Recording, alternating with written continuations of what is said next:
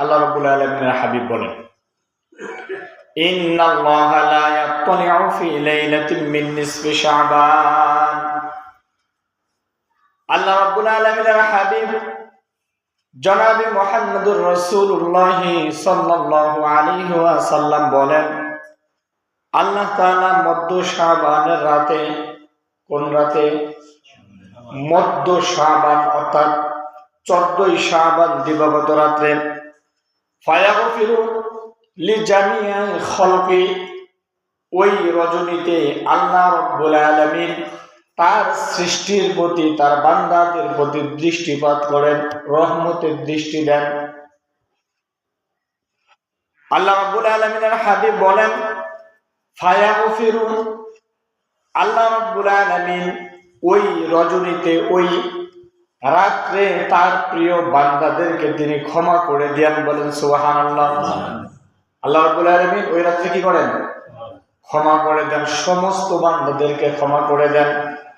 আল্লাহ রাসূল সাল্লাল্লাহু আলাইহি ওয়াসাল্লাম বললেন, ইল্লা, তবে মুশরিক, যারা শিরক করে, কি করে? কথা বলেন না কেন? শিরক করে। আও মুশাহিন, অথবা বিদ্বেষ পোষণকারী ব্যক্তি। তাহলে কয় শ্রেণীর ব্যক্তি হলো? কয় শ্রেণী? দুই শ্রেণী। কয় শ্রেণী? দুই শ্রেণী। এক শ্রেণী হলো মুশরিক, এক শ্রেণী মুশরিক, আর এক শ্রেণী বিদ্বেষ পোষণকারী, যাদের অন্তরে হিংসা দিয়ে ভরা।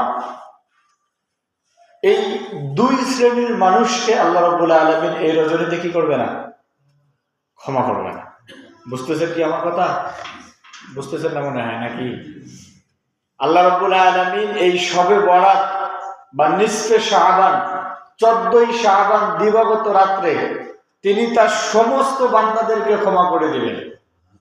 তার যত বান্দা আছে, বান্দা বলতে কাদেরকে বোঝায়?